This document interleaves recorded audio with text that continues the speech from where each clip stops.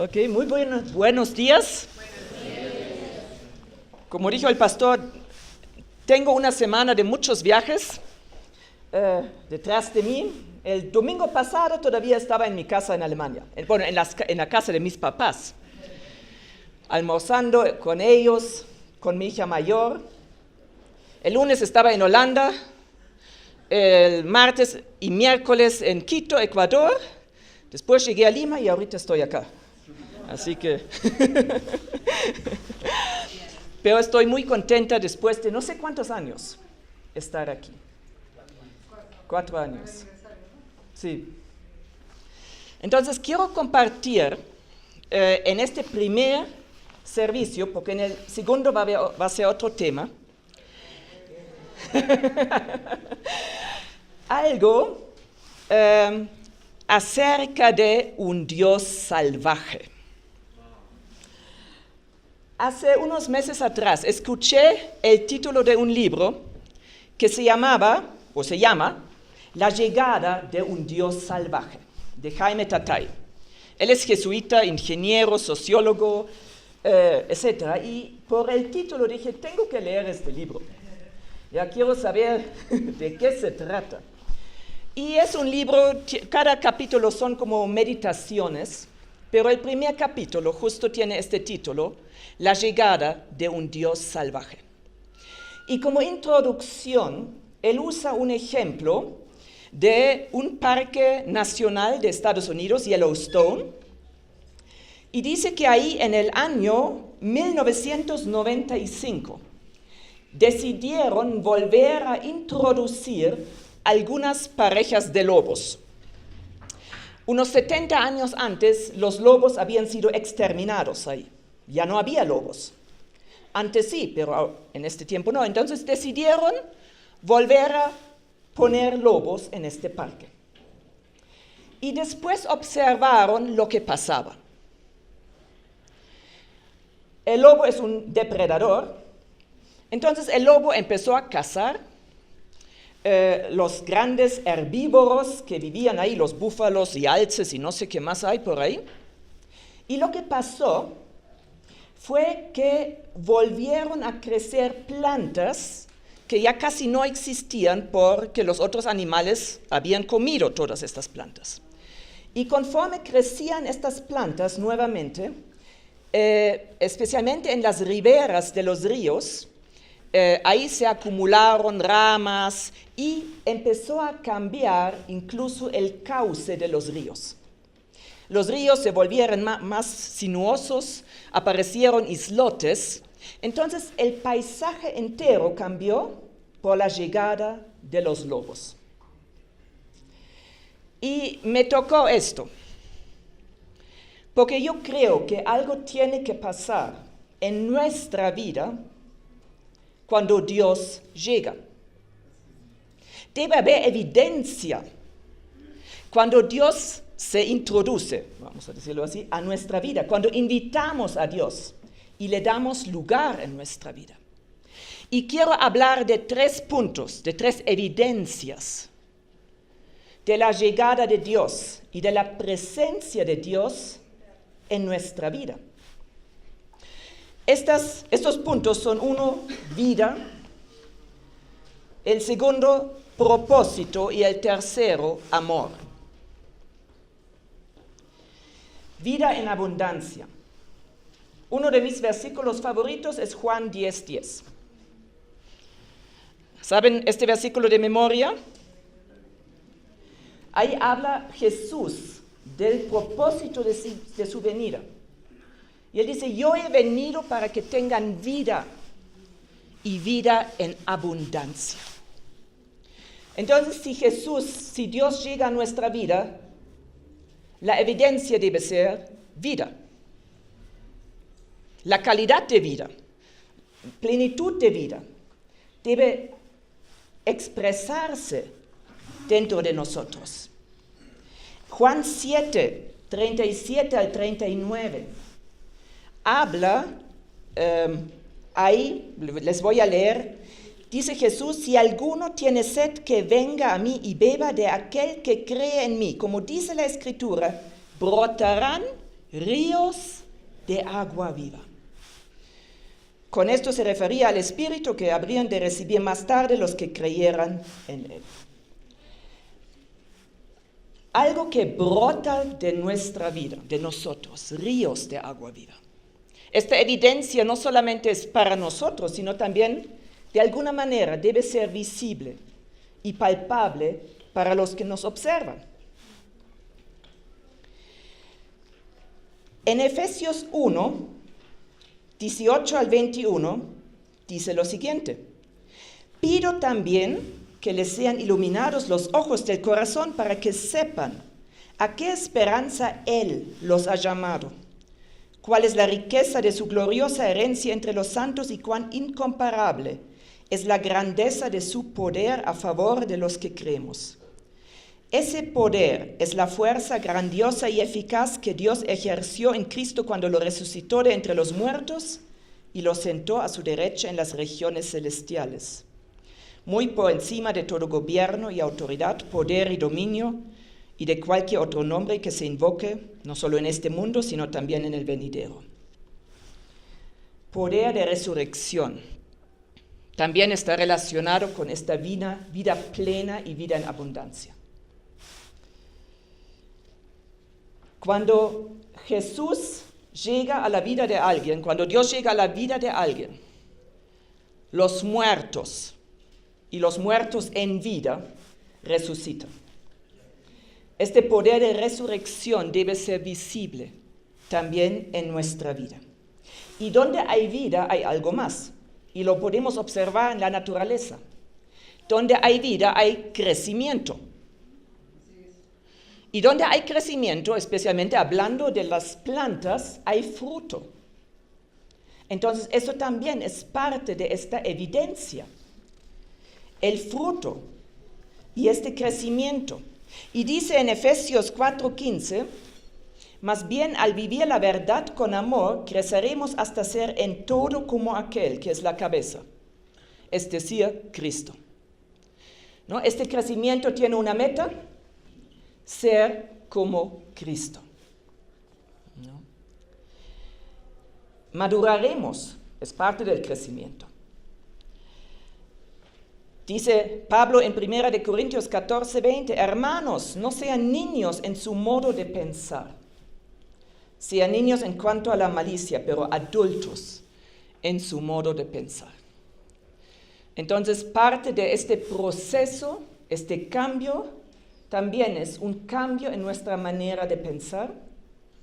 Dejamos atrás lo que es de niños, esta inmadurez, y aprendemos a pensar y a comportarnos como personas maduras. Y parte de esta llegada también tiene que ver con restauración y salud emocional, con integridad. Cuando Dios llega a nuestra vida, Dios no es un depredador, ¿no es cierto? Pero hay estos cambios si le permitimos. Y parte de estos cambios y parte del factor Dios en nuestra vida es la restauración de lo que está roto, de lo que está quebrantado. Isaías 61 habla del ministerio de Jesús. Jesús más adelante lo cita. Dice, el Espíritu del Señor omnipotente está sobre mí, por cuanto me ha ungido para anunciar buenas nuevas a los pobres. Me ha enviado a sanar los corazones heridos, a proclamar liberación a los cautivos y libertad a los prisioneros, a pregonar el año del favor del Señor y el día de la venganza de nuestro Dios, a consolar a todos los que están de duelo y a confortar a los dolientes de Sión. Me ha enviado a darles una corona en vez de cenizas, aceite de alegría en vez de luto, traje de fiesta en vez de espíritu de desaliento. Serán llamados robles de justicia, plantío del Señor para mostrar su gloria. Reconstruirán las ruinas antiguas y restaurarán los escombros de antaño. repararán las ciudades en ruinas y los escombros de muchas generaciones. Lo que me encanta de estos primeros 4 versículos de Isaías 61, cuando Dios empieza a obrar en nosotros, en algún momento eso de alguna manera se va más allá de nosotros. Nosotros somos restaurados y nos convertimos en restauradores. Entonces Dios hace algo y de ahí sale para el beneficio de otros. Y lo que ya mencionamos, el fruto, Juan 15, por ejemplo, habla del fruto que Dios busca en nuestra vida, ¿no? Y Jesús dice en el versículo 5, el que permanece en mí como yo en él, dará mucho fruto. Y separados de mí no pueden ustedes hacer nada. Y el versículo 16 también de Juan 15, no me escogieron ustedes a mí, sino yo los escogí a ustedes. Y los comisioné para que vayan y den fruto, un fruto que perdure. Así el Padre les dará todo lo que le pidan en mi nombre. Entonces todo esto para mí es esta evidencia de la vida de Dios en nosotros. Y el fruto que Dios busca tiene 2 componentes. Podemos decir que es un fruto que Dios busca en todos. ¿No? Gálatas 5, 22 habla del fruto del Espíritu Santo, ¿no? Y menciona amor, alegría, paz, paciencia, amabilidad, bondad y fidelidad, dependiendo de la traducción, ¿no? Yo uso mayormente la Nueva Versión Internacional. Pero también hay un fruto específico. Cada uno de nosotros es único, existe solamente una vez en este mundo. Y eso, hay un propósito detrás de esto. Nosotros tenemos dones y talentos únicos, por lo menos en su combinación. Nuestra personalidad, nuestra historia, nuestro testimonio es único. Entonces, el fruto que podamos dar también es único. Y me gusta imaginarme cada iglesia o el mundo entero como un gran jardín. Y hay muchísimos árboles. Y ni un solo árbol existe otra vez en otro lugar. El fruto que cada uno de nosotros puede dar es único. Y el mundo necesita este fruto. Dios quiere bendecir al mundo con el fruto de nuestra vida. Y eso tiene que ver con el segundo punto, propósito. Cuando nos conectamos con Dios, también nos conectamos con nuestro propósito, con nuestra razón de ser, nuestra razón de vivir. Y este propósito es doble, es relacional y es ejecutivo. Y lo encontramos en el primer capítulo de la Biblia, Génesis 1. Cuando Dios habla de la intención de crear a los seres humanos, dice lo siguiente: hagamos al ser humano a nuestra imagen y semejanza, que tenga dominio sobre los peces del mar y sobre las aves del cielo, sobre los animales domésticos, sobre los animales salvajes y sobre todos los reptiles que se arrastran por el suelo. Y Dios creó al ser humano a su imagen, lo creó a imagen de Dios, hombre y mujer los creó, y los bendijo con estas palabras: sean fructíferos y multiplíquense, llenen la tierra y sométanla, dominen a los peces del mar y a las aves del cielo y a todos los reptiles que se arrastran por el suelo. ¿Cómo veo acá estas dos razones, digamos, este doble propósito?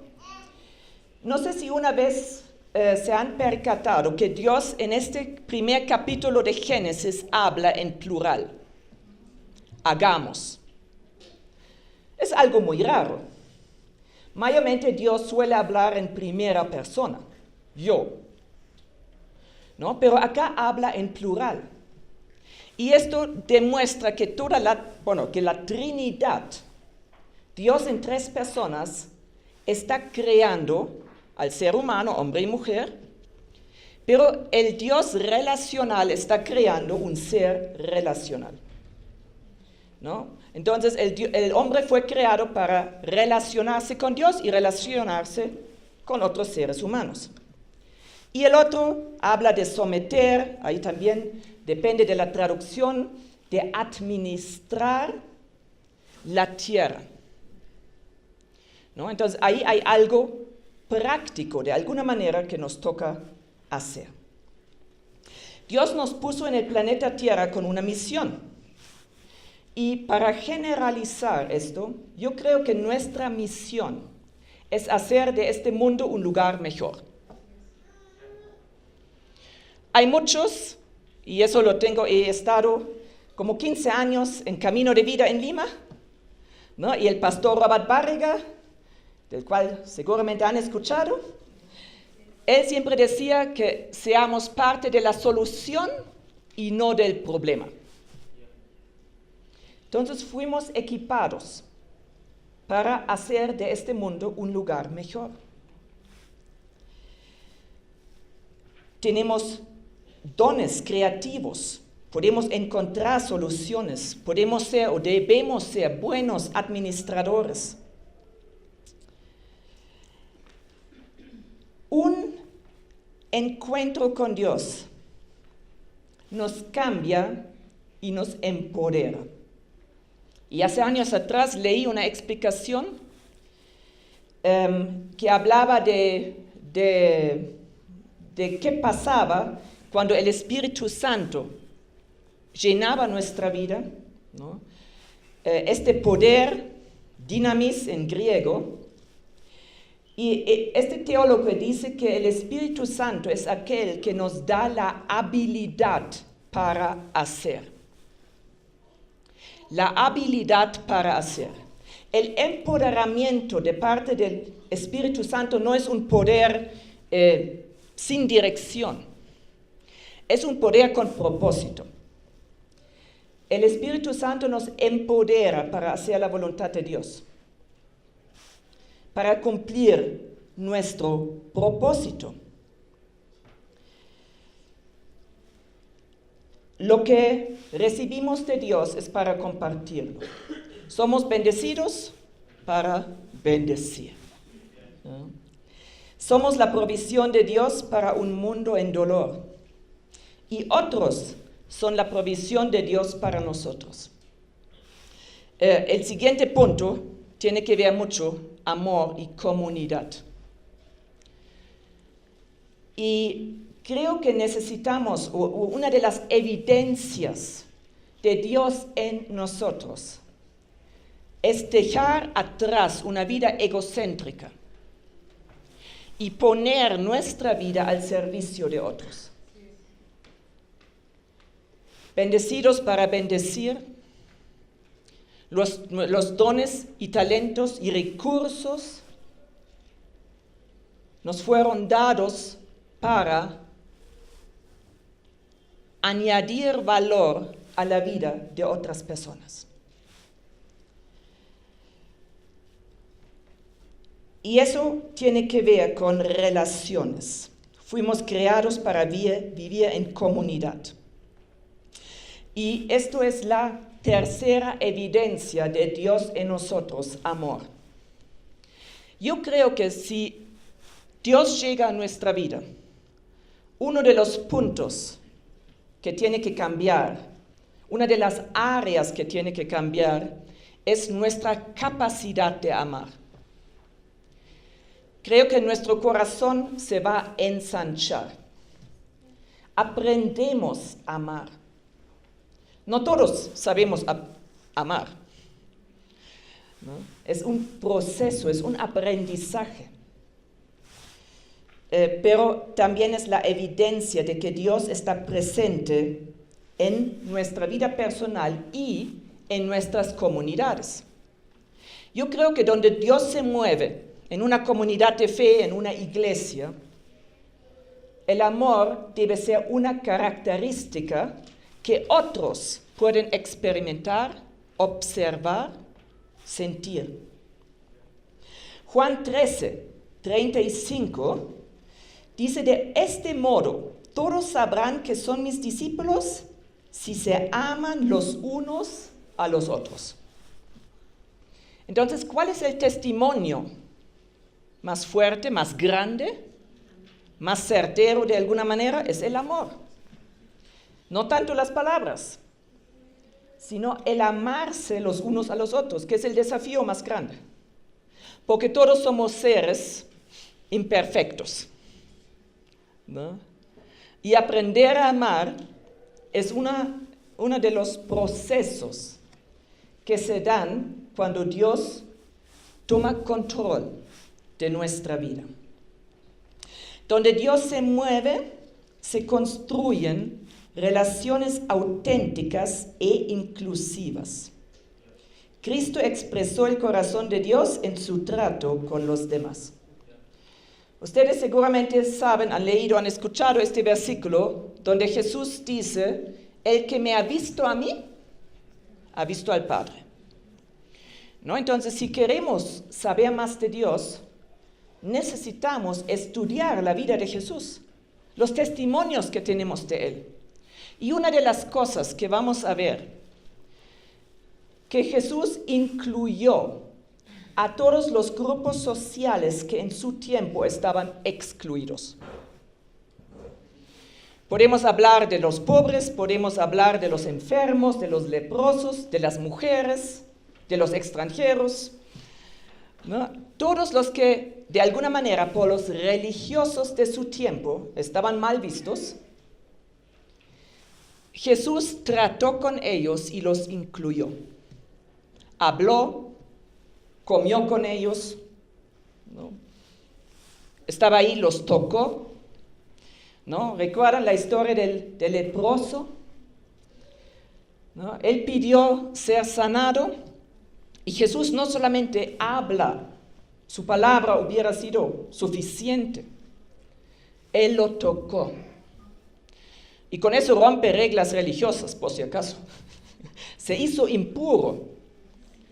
Pero había algo mucho más importante que estas reglas religiosas. Eso era el amor, el calor humano. Este hombre leproso era un ser humano con el mismo valor en los ojos de Dios como cualquier otra persona. Y por eso Jesús lo pudo tocar. Y eso tiene que expresarse en nuestra vida y en nuestras iglesias, en nuestras reuniones. Yo creo que comunidad es prioritaria para Dios. En el Nuevo Testamento hay muchos versículos que hablan del cuerpo, ¿no? De la construcción, un edificio, un templo. En Efesios 4 hemos leído anteriormente el versículo 15, vamos a leer el 15 y el 16. Dice: más bien, al vivir la verdad con amor, creceremos hasta ser en todo como aquel que es la cabeza, es decir, Cristo. Por su acción, todo el cuerpo crece y se edifica en amor, sostenido y ajustado por todos los ligamentos, según la actividad propia de cada miembro. ¿No? Entonces, hay un cuerpo que tiene muchas partes, pero el crecimiento, la edificación se da en amor. Es el ingrediente más importante. Y ahí quiero hablar un poco acerca de una de las habilidades que podemos aprender, que es la empatía. Vamos a ver qué es la empatía y qué no es la empatía. ¿No? Muchas veces lo que conocemos es la simpatía, ¿no? Cuando alguien me cae bien, ay, qué simpático, qué simpática, tal vez, ¿no? Conocemos la antipatía, ¿sí? Qué antipático, ¿sí? Cuando no me cae bien, ¿no? Pero ¿qué es la empatía? ¿No? Vamos a ver la diferencia entre la empatía y la simpatía. La empatía escucha para comprender. Me siento para escuchar, para estar presente, para ver a la otra persona. La simpatía escucha para responder. Ya está pensando en el consejo, en la respuesta. O tal vez para minimizar. Algo típico de una persona simpática es, por ejemplo, una joven cuenta, mi novio, mi novia ya no quiere estar conmigo, ¿no? Y el otro dice, bueno, puedes tener otro o otra, ¿no? No es tan grave, ¿no? O otro caso, una mujer que pierde un bebé, un embarazo, y le dicen, bueno, por lo menos sabes que puedes quedar embarazada. Eso es simpatía, aunque no suena tan bien, ¿no? Pero es el intento de minimizar lo que siente la otra persona y decir, mira, oye, no mires esto, hay aspectos positivos en este asunto, ¿no? La empatía simplemente escucha y trata de conectarse con el dolor de la otra persona. No ofrece soluciones. No trata de minimizar lo que ha pasado.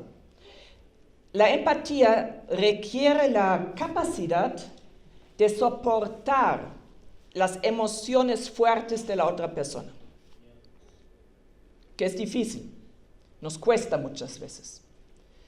No tratar de irnos, simplemente quedarnos ahí. Y por eso la empatía requiere aprendizaje. La simpatía es espontánea, ¿no? La empatía, muchas veces, la respuesta de la empatía es no verbal. Es la presencia misma de la otra persona, el regalo de la presencia. Puede ser un abrazo, pero la empatía no necesita hablar. La empatía necesita estar. Otra diferencia. La empatía ofrece gracia y misericordia, mientras que la simpatía muchas veces juzga lo que dice la otra persona. Por ejemplo, ya no tengo ganas de vivir. ¿Qué dice la simpatía? No deberías decir esto, ¿no? Juzga esta expresión o juzga las emociones. La empatía, en primer lugar, escucha. No trata de juzgar, sino de estar presente. Soportar a veces el dolor, la confusión, la oscuridad de la otra persona. Y por esto es la empatía la que promueve la conexión. Cuando yo abro mi corazón a alguien y digo cosas que en este momento yo siento y que son difíciles para mí, y la otra persona solo me da un consejo o trata de minimizar o me dice que no debería sentirme de esta manera, lo que voy a hacer, por lo menos internamente, es distanciarme de esta persona, porque siento que no me entiende. Una persona empática más bien abre una puerta de conexión. Y muchas veces es esta puerta de conexión que me permite salir tal vez de este estado de dolor o de confusión o de oscuridad. No necesariamente es el consejo del otro, sino este regalo de su presencia. Entonces, si queremos construir buenas relaciones, porque eso es necesario para vivir el amor. El amor es práctico. El amor no es una teoría, ¿no? Si yo solo siento amor si estoy sola Y en el momento que veo la cara de otra persona, se va toda la emoción. Entonces no es el amor del cual habla Jesús, ¿no? El amor se vive en relaciones. Necesito construir buenas relaciones. Y no sé si han escuchado de los autores Cloud y Townsend. Ellos han escrito libros muy famosos, por ejemplo, Límites es, creo que el más famoso. Ellos hablan mucho de relaciones restauradoras y relaciones transformadoras. Relaciones que permiten sanar o llenar un vacío sin crear dependencia. Entonces, una comunidad puede ofrecer mucho, mucho más allá de una buena enseñanza, mucho más allá de dirección. Un ingrediente muy importante es el cariño, es el amor. Son estos vínculos que se pueden crear. Y me gusta, ya estamos ahí por terminar, una cita de Jorge Baroudi. Jorge Baroudi es un médico, neuropsiquiatra, psicoterapeuta, terapeuta familiar, chileno. Actualmente no vive en Chile. Él fue torturado bajo la dictadura de Pinochet. La Cruz Roja lo sacó, él llegó al exilio y ahí obviamente pasó todo un proceso para recuperarse de esta experiencia. Y a raíz de esto, él trabajó primero con otras víctimas de tortura y al final, sobre todo con niños que habían sufrido maltrato, abusos sexuales y otras formas de abuso. Y él decía lo siguiente: el amor es el antídoto más importante frente a la cultura de violencia. Todos hemos experimentado una cultura de violencia. Puede haber sido en nuestra propia familia de origen, o en nuestra familia original, o actual, o en la sociedad, en el lugar de trabajo, afuera en la calle, una cultura de violencia. El amor es el antídoto más importante frente a esta cultura de violencia. Y Efesios 3 habla de la importancia de echar raíces en el amor de Dios. Para poder amar a otros necesitamos sabernos amados. Para poder amar a otros necesitamos haber experimentado el amor de Dios y nutrirnos constantemente de este amor. Entonces empezamos con los lobos, ¿no? Entonces Dios no es un lobo, ¿no? Pero yo creo que sí. Dios es un Dios no domesticado. Y hacemos mal si tratamos de meter a Dios en un molde o usarlo para nuestros fines. Decirle dónde y cómo puede obrar o moverse. Creo que necesitamos tomar una decisión y quiero dejarles esta pregunta. ¿Puede ser Dios en mi vida? Muchas gracias.